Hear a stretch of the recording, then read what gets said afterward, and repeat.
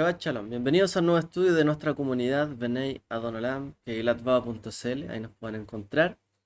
En esta oportunidad hablando sobre Parashat Tzav, porción Tzav, que significa manda a los hijos de Israel. Como dice la escritura, dice, y Adonai le habló a Moshe diciendo, manda, ordena a Aarón y a sus hijos diciendo, esta es la ley del Olá, el holocausto. Así comienza, ¿cierto?, esta porción. Esta porción da la instrucción, ¿cierto? O la Torá, las instrucciones adicionales que completan, ¿cierto? El sacrificio del Olá, que era la ofrenda que ascendía, ¿cierto? O llamada también holocausto. Y la Minjá, se da, ¿cierto? La primera aliyá, que era la ofrenda de comida o de cereal.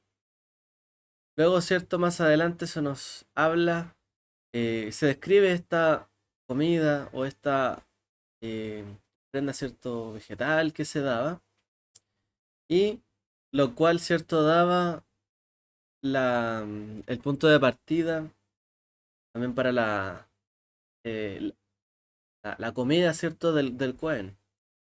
En general, ¿cierto? Todos los sacrificios que se ofrecían, una parte era aprovechada, ¿cierto? Por el Cohen, que podríamos decir que era de alguna forma un representante, ¿no?, del Eterno, ya que presentaron sacrificio, matar un animal, cocinarlo o cocerlo al fuego. También, cierto, había que comerlo, no solo había que quemarlo, unas partes. Bueno, esta era una ofrenda, cierto, diaria, así que era también parte de el- la comida, cierto, del Cohen todos los días. La ofrenda vegetal, la ofrenda minjá, que de ahí deriva, cierto, el servicio de oración en minjá, y el olá, cierto, que era sacrificio permanente. Todos los días que se tenía una ofrenda encendida. ¿Ya? Esto es lo que también luego se le colocó en las sinagogas como el Ner Tamid, o la luz permanente. En honor, ¿cierto?, a la sacrificio permanente que había allí. El Cohen, ¿cierto?, hacía, tomaba posesión, ¿cierto?, de los servicios del Mishkan o del Beit HaMikdash, mientras comía, ¿cierto?, esto diariamente. También, cierto, se habla sobre las leyes adicionales o que completan el sacrificio Hatat del pecado y el Asham, ¿cierto?, por la culpa. Más adelante se detallan algunas leyes adicionales al sacrificio llamado Shlamim, las ofrendas de paz, junto, ¿cierto?, con las partes que también debía compartirse con el Cohen, el sacerdote. Más adelante, ¿cierto?, se describirá los primeros 7 días que requerirían, ¿cierto?, antes de eh, Aarón, ¿cierto?, y sus hijos para inaugurar, ¿cierto?, el servicio explicado ya y preparado de el Mishkan, el tabernáculo. Moshe en este sentido actúa como un Kohen Gadol para oficiar el servicio inaugural del Mishkan. Él fue como un Kohen Gadol, ¿cierto? Primer Kohen Gadol. Y a Aarón y a sus hijos se les prohibió abandonar el Mishkan durante todo ese tiempo, para mantenerse, ¿cierto?, preparados y preparándose, ¿cierto?, para la inauguración del Mishkan y la toma de ellos, ¿cierto?, como herederos del servicio del Mishkan. Ahora, esta porción, ¿cierto?, incluye ese mandato principal o primero de mantener el fuego, ¿cierto?, o el altar encendido con fuego delante del Eterno día y noche, porque de hecho debía estar prendido todo el tiempo, según se describe, ¿cierto?, la Torá. La ley del Olá o el holocausto se mantendrá sobre el fuego toda la noche hasta la mañana, y el fuego del altar ha de mantenerse encendido en él, es decir, siempre estaba encendido. Este mandato, ¿cierto?, Sab, puede verse como un recordatorio también del deseo de Dios querer estar en comunicación constante con su pueblo. Esto, cierto, era el servicio sacrificial de las ofrendas, de los korbanot. Y corbán es acercarse, es decir, cómo debían estar permanentemente cercanos a él. A lo mejor en la noche, cierto, el fuego no estaba encendido de tan fuertemente por el frío, las condiciones, cierto, climáticas, pero se debía mantener encendido, que sea de noche. Y en el día, a lo mejor, con el calor que había, se encendía más fácilmente. Pero siempre debía estar ahí, encendido. Una muestra, cierto, un recordatorio de la comunicación que Dios deseaba mantener con su pueblo. Dios quiere estar conectado con su pueblo y con su creación. Como criatura, ¿cierto? De Él es vital que recordemos, ¿cierto? Que Él es completamente bueno, justo, santo, perfecto, limpio, más que todas las cosas, ¿cierto? Debemos saber siempre que Dios, más allá de toda la mancha que hay en este mundo, Él es perfecto. Pero en cambio nosotros, las personas, no somos perfectos. Las personas, como dice la escritura, de sus hijos es la mancha. Nuestra es la mancha, la imperfección, la injusticia, ¿cierto? La mancha. Pero Él es perfecto. Ahora, nosotros debemos entrar, ¿cierto? A la presencia del Creador con un corazón abierto y honesto, completamente abierto, completamente quizás sacrificado, ¿no?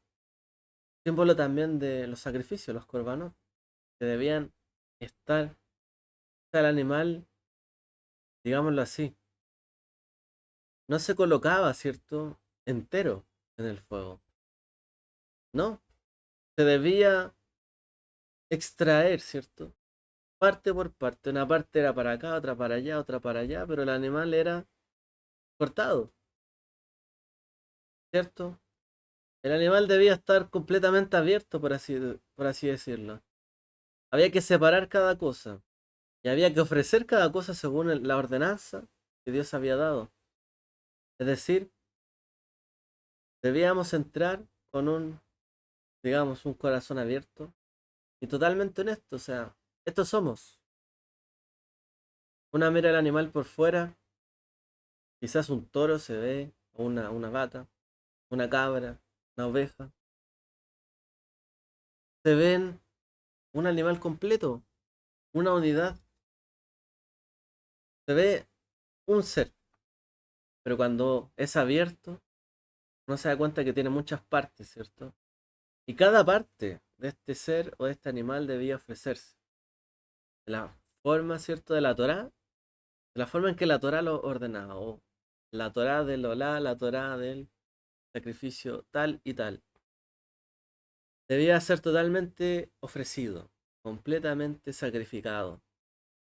Pues Dios ve hasta lo más profundo de nuestras vísceras, ¿no? O de nuestros pensamientos. O ve lo más profundo o incluso lo que hay ahí en el corazón. Todo queda descubierto delante de Él. Él conoce perfectamente quiénes somos y nuestros pensamientos. Nada podemos ocultar ante Dios. Por eso que esta adoración permanente o esta comunicación permanente ante Dios es esencial que se presente una ofrenda totalmente cierto, honesta, abierta y con un dulce aroma, como dice la escritura. Esto es esencial. Ahora, este fuego, ¿cierto? Consumiría todo lo que las personas ofrecieran, ¿cierto? Al llevar su sacrificio y lo que también los sacerdotes pusieran sobre él. O sea, todo. Todo lo que allí se colocara se iba a consumir, se iba a quemar.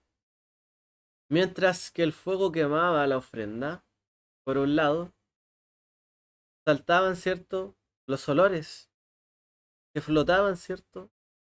Hacia los cielos. lo que llama la escritura el rey Nijoaj, un olor agradable ante el trono de Dios, ante Dios. Subía un olor agradable, un olor a sacrificio. Estar dispuesto, ¿cierto? El pueblo está dispuesto a hacer sacrificio por Dios. Un olor agradable ante Él. Bueno, todo esto es lo que produce una ofrenda, un sacrificio, una puerta de aprendizaje para nuestra vida. El libro de Vallicrá o Levítico, ¿cierto? Es un libro lleno de detalles de los sacrificios y las ofrendas. A diferencia de los anteriores libros de la Torá, las personas aquí no están realizando un viaje físico. Porque en toda la Torá, en Génesis, los patriarcas, Lej Leja, vete de tu tierra, tu parentela. Adán es expulsado, ¿cierto?, del Gan Eden, el jardín del Edén, a la tierra. Hay un movimiento. Los padres se movieron, fueron nómadas. Israel en Egipto tuvo que moverse, Moshe se movió al pueblo por el desierto, todos se movieron. Pero el libro de Vallicrá es un libro donde el pueblo no debe moverse físicamente. El pueblo no debe trasladarse, no debe emprender un viaje complicado en su vida. No, no es un viaje físico. Es un viaje, ¿cierto? Debe mantener su posición en el mismo lugar físico, pero ahora haciendo un viaje espiritual, haciendo un viaje, ¿cierto?, trascendental para sus almas. No solamente bastaba con obedecer la voz del Señor, yendo de un lugar para otro, viajando, mudándose. No, el Eterno no quiere que estemos acá, nos movemos. No, ya no es su voluntad estar acá, nos movemos. Ahora hay que asentarse, nos asentamos. Aquí estamos en un lugar temporal, pero el viaje no es físico, el viaje es espiritual. Eso es lo que nos enseña el libro de Vallicrá. Nos habla sobre el propósito también de la vida, un propósito importante. La vida no solo se trata de moverse de un lugar para otro. No estoy cómodo aquí, voy a otro lugar. Dios, no estoy cómodo con esta situación. Muéveme de esta situación. Quiero estar en otro sitio, en otro trabajo. Hay quien dice también en otra familia. No quiero estar aquí, no quiero estar allá. Gente, ¿cierto? Cree que siempre buscar de Dios significa moverse. De hecho, hay muchos, ¿cierto?, que quizás conociendo de Dios, piensan esto, que tienen que renunciar a todo físicamente. Pero lo más importante, aun cuando eso influya quizás en la vida de la persona, es el viaje espiritual, el viaje interior que debe ofrecer una persona. Y esto es abrir totalmente su corazón, su vida como un sacrificio a Dios. Ahora voy a conocer y a buscar de Dios. ¿Qué debo ofrecerle a Él? Tengo que abrirme totalmente. Da lo mismo que vaya a un sitio u a otro. Soy yo el que debe abrirse, ¿cierto? Entender el propósito de Dios. Bueno, durante las anteriores parashot, ¿cierto? Leímos sobre estos viajes de Israel a través del desierto, el Midbar, y en el proceso de tratar de dejar atrás su pasado en Egipto para comenzar algo nuevo.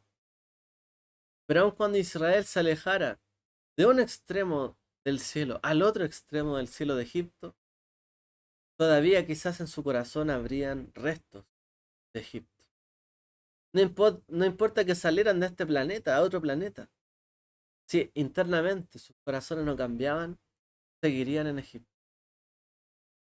Aun cuando el desierto, en vez de durar 7 días, durara 40 años, aun si durara 400 años, 4000 años, y toda la vida, puede que el pueblo no dejara atrás Egipto para comenzar algo nuevo. Vallicrá, ¿cierto?, se basa, por supuesto, en lo que se estableció en el Éxodo, en la Yetziá, la salida de Egipto.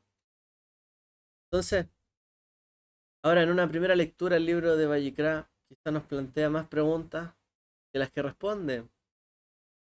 Al igual, ¿cierto?, que el viaje del desierto surgieron muchas preguntas. Aquí también en Vallecra surgen muchas preguntas, porque hay tanto detalle y aún así hay muchas preguntas. Cosas que quedan a lo mejor por saberse o por inquietarse. Si esto se sacrificaba aquí, ¿qué pasaba con esto? ¿Y en qué momento se hacía esto y aquí y allá? Surgen muchas dudas. Dudas también que tenía el pueblo de Israel cuando estaba en el desierto. ¿Qué iba a pasar con nosotros? Y cuando lleguemos hasta acá, iba a haber dónde comer, dónde sembrar. Voy a poder alimentar a mis hijos, a mis animales. Podré tener un lugar donde vivir físico, no solo temporal. Podré cambiar el calor algún momento. No sé. Surgían preguntas también. Aquí hay muchas preguntas en Levítico. ¿Cómo hacer esto y cómo hago esto otro? Y aun cuando Vallecra uno expresa, este es el mandamiento, este es aquí, aquí, allá. La segunda para allá de Vallecra, WhatsApp, sigue diciéndonos, bueno, y este es el sacrificio. O sea, de nuevo nos explica el sacrificio, si ya lo dijo. Bueno, hay inquietudes, hay preguntas, hay cosas que complementar. Levítico Vallecra nos lleva, ¿cierto?, en un viaje a una relación más fuerte con el Creador a través de un sacrificio íntimo. Sacrificio donde estamos, por así decirlo, solos de frente a través de un mediador con Dios. Algunos, ¿cierto?, de nosotros, así como ha sido en algún momento, o estamos encontrando, o ya hemos encontrado, o hemos tenido ese primer encuentro con Dios. La gente, ¿cierto?, muchas veces busca muchos lugares, va de un lugar para otro buscando su camino, tratando de hallarse, ¿cierto?, en el lugar donde debe estar, sabiendo cuál es, o queriendo saber cuál es su propósito, va de un lugar a otro, hasta el lugar o el momento donde reconoce que no se trata de ir a un lugar o a otro, se trata de ofrecer un sacrificio de nuestras vidas delante del Creador, sacrificio íntimo y personal, encontrarse con Dios por primera vez, ponerse frente a Él por primera vez. Hay quien viaja un camino de santidad queriendo alcanzar a Dios y aprender de Dios todo lo santo para recibir la santidad. Y el que busca su camino siempre santificarse, se va a santificar. Si alguien busca en su vida, en su camino, la justicia, pues alcanzará la justicia. Si alguien busca en su camino la honra, alcanzará la honra. Si alguien busca, como dijimos, la santidad como único fin, alcanzará la santidad. Si alguien busca el amor de Dios, alcanzará el amor de Dios. Pero encontrar a Dios, ¿cierto?, equivale a todo esto, y no solo alguna búsqueda particular. Equivale a todo, el sacrificio es completo, total. Bueno, hoy día quizás vivir, ¿cierto?, en Israel, en la Tierra Santa, Eretz HaKodesh, es diferente a lo que era estar de pie en el monte Sinai en aquel entonces. Es diferente a cuando los Bene Israel entraron en la tierra, ¿cierto? La constante es que el Dios que honraron mediante un servicio tan meticuloso como este que se nos presenta, es el mismo Dios al que estamos llamados nosotros a honrar hoy. Los tiempos son tan diferentes, se vive tan diferente hoy día al ayer. La tecnología es tan diferente. Hay cosas que nos parecen tan incómodas, como hemos dicho a veces, los sacrificios. Hay cosas que nos parecen tan diferentes. Es cierto que la vida era diferente. Pero al Dios que ellos honraron en ese momento y a través de estos sacrificios y este servicio tan detallista, es el mismo Dios al que hoy día honramos o debemos honrar. Es el mismo. Cuando leemos la historia, ¿cierto?, en Bereshit, Noah o Noé fue el primer, la primera persona que construyó un altar. No decimos que hizo un sacrificio el primero, pero por lo menos el primero que construyó un altar. Y ahí ofreció un sacrificio de acción de gracias. ya que Dios, ¿cierto? El Eterno, el Creador, salvó su vida y la vida de su familia y de los animales en aquellos terribles días, ¿cierto? Del Mabul, la inundación. El Eterno le había dado a Noah instrucciones para seguir una vez que llegaran las lluvias, instrucciones detalladas para construir la Tebá, el arca de la confianza, el arca de la fe. Noah mostró su amor, su confianza a Dios, ¿cierto? Al seguir estas instrucciones al pie de la letra y construir la Tebá, es decir, el arca. Y una vez que la lluvia hubo parado y las aguas disminuyeron, su familia salió de la Tebá. Y dice, llegando, ¿cierto? Así ese momento que Noah ofreció o dio lo mejor, que tenían animales, en aves limpias, como sacrificio. De hecho, sí dice, ¿cierto? Ofreció lo mejor que tenía en ese momento. Mostró completa gratitud, agradecimiento, un corbán todá, es un sacrificio de acción de gracias. Y este agradable aroma del sacrificio llegó a los cielos para ser disfrutado por el Creador. Bueno, o esta porción, ¿cierto? Es un recordatorio para continuar practicando la adoración sacrificial, es decir, el sacrificio de nuestra adoración a Dios en nuestras vidas hasta el día de hoy. De nuevo, ¿cómo hacemos esto? Los tiempos son diferentes, no hay templo, no hay un tabernáculo, no hay sacerdotes como tal. Entonces, ¿cómo lo hacemos? ¿Qué se considera hoy día un sacrificio? ¿Dónde está el altar? ¿Dónde puedo ofrecer mi sacrificio? Hoy día no tenemos un templo, como los días de los profetas, no tenemos un lugar físico que conozcamos, ¿cierto? Como un lugar santísimo. Kodesh HaKodashim. No podemos simplemente salir de nuestras casas, construir un altar donde mantengamos un fuego todo el día, como lo hacían los sacerdotes en los días de Moshe.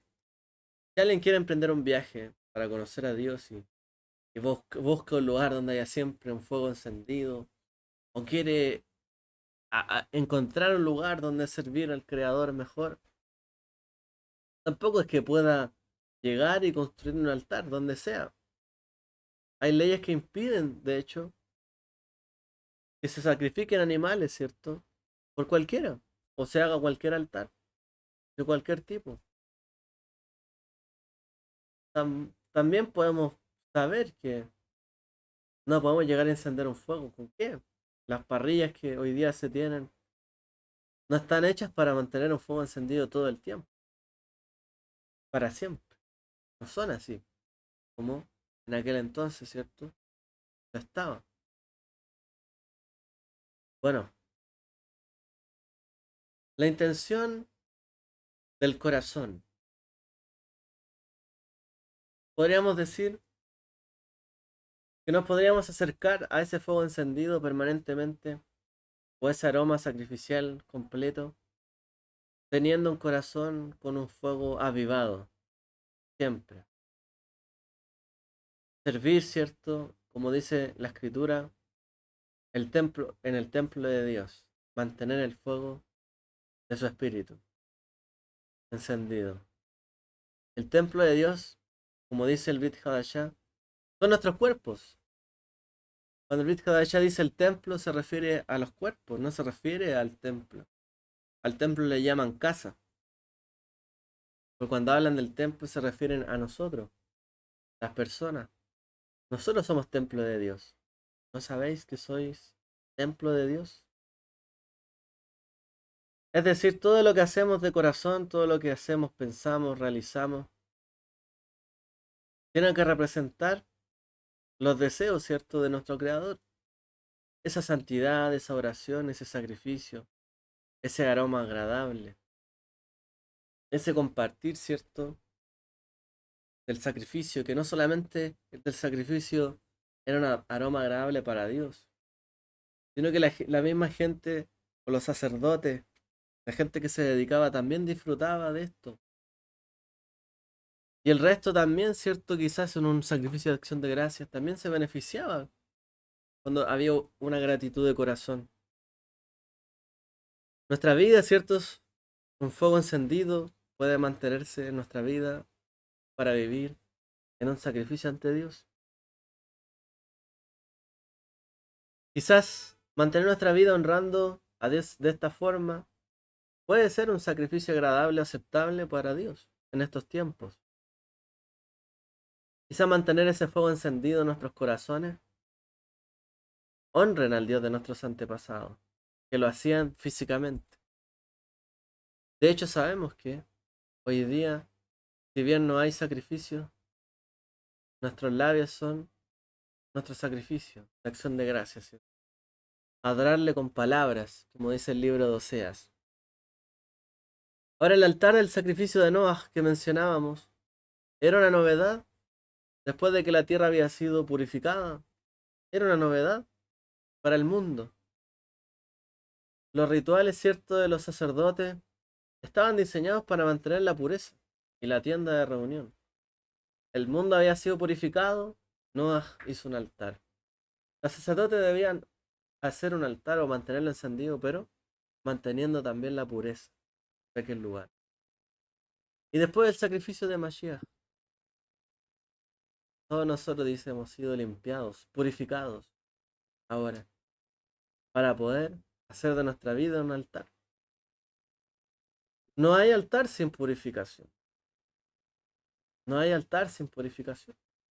Por eso es tan necesario, ¿cierto? El acto de la purificación en nuestra vida. La tevilá, el que se llama, ¿cierto? La inmersión, el bautismo. La purificación para después mantener un altar encendido en nuestra vida. Para decir, aquí habita Dios, ¿cierto? En mi corazón a través de Ruach HaKodesh. Por lo tanto, debemos mantener disposición más allá de lo que hoy día se puede hacer. En el lugar donde estemos.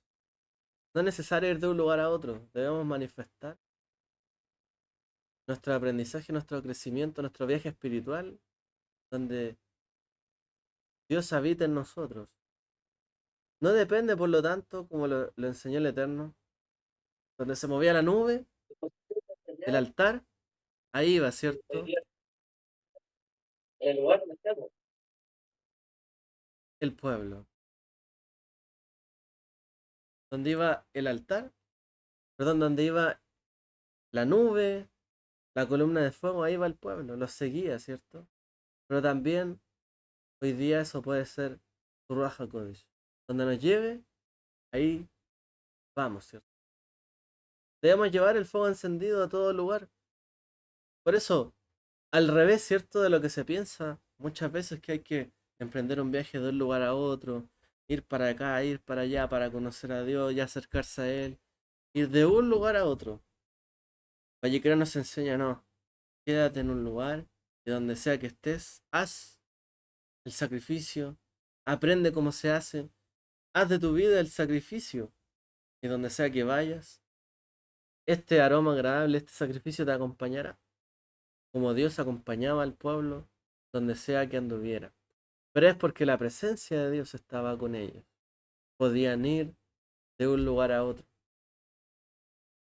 Como dice la escritura, fuisteis comprados por un precio, por lo tanto glorificad a Dios con vuestros cuerpos.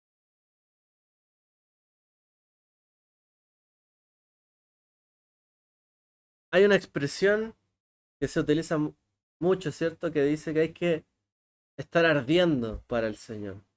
Hay que ser como una llama, una antorcha, hay que arder permanentemente, ser apasionados ante Dios. Como dice, el fuego permanecerá encendido sobre el altar y no se apagará. Un fuego constante arderá sobre el altar. La palabra hebrea moderna para esta expresión de entusiasmo, de estar encendido, estoy prendido, estoy encendido, estoy que ardo. Se dice en hebreo it lahavut, it lahavut, estar entusiasmado, estar apasionado, estar inflamado, estar en llamas. Al respecto, ¿cierto? El rabino Abraham Joshua Heschel dice lo siguiente: It Lahavut. ¿Qué es It Lahavut? La experiencia de momentos en los que la alma arde con un anhelo insaciable de Dios, cuando se olvida el recuerdo de todos los demás intereses y el miedo de la miseria o a la persecución. En tales casos el hombre busca entregarse a Dios y se deleita en ser un regalo de Dios. Eso significa para él It Lahavut, un momento en el que el alma arde, está en llamas ante Dios. Cuando olvida todos los demás intereses de este mundo, se olvida del temor a la miseria o de perderlo todo. En otras palabras, eso es lo que está pasando. La persona pierde, ¿cierto? El temor a perder algo. No me interesa nada más. Ni me interesa lo que voy a perder. Ni me interesa la persecución. Que pueda yo ser acusado de algo. En tal caso, esa entrega total a Dios es sentirse, ser un regalo de Dios. Yo mismo soy un regalo de Él. No es simplemente sentirse, yo soy para Él, sino yo soy de Él, por medio de Él y para Él. Como dice la Escritura, porque así, de Él, por medio de Él y para Él son todas las cosas.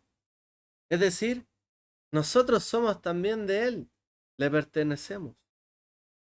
Por medio de Él somos y para Él somos, regalo de Dios, dado a este mundo para glorificarle a Él. Ser una llama encendida que Él prendió, ¿cierto?, en este mundo para volvernos a Él. Este es nuestro desafío. La vida tiene muchas formas de espantarnos y de empaparnos también de todo este mundo, de toda la lucha que hay, de todas las dudas, de toda la miseria, de todos los temores. Es fácil perder la concentración y seguir manteniendo el fuego, porque para mantener el fuego hay que mantener el aceite, hay que mantener la llama y echarle ahí, ¿cierto? A lo mejor viento para que encienda, algún combustible para que permanezca encendido. ¿Cómo mantener ese propio altar personal? Un sabio, solo hay una manera. El sacerdote encenderá la leña sobre ella mañana tras mañana, dice la Escritura. Es decir, todos y cada uno de los días debemos colocar leña en nuestro altar para alimentar esa llama potencial. El fuego no puede existir en el vacío. El fuego en nuestro corazón y el alma requieren de esta leña para sostenerse. Necesita combustible. Otra pregunta, ¿y cuál es la leña o el combustible capaz de alimentar nuestra alma o las llamas de nuestra alma día tras día? El estudio, la meditación, la caridad, la oración. Vea la Torá, vea Gita, Boyamán Balaila, meditar en ella de día y de noche. Darse de acá, tefilá. Nuestro encuentro diario, ¿cierto?, con el Dios vivo. O sea, no es un Dios lejano, apartado, es un Dios vivo que está conmigo. Estoy constantemente en comunicación con Él.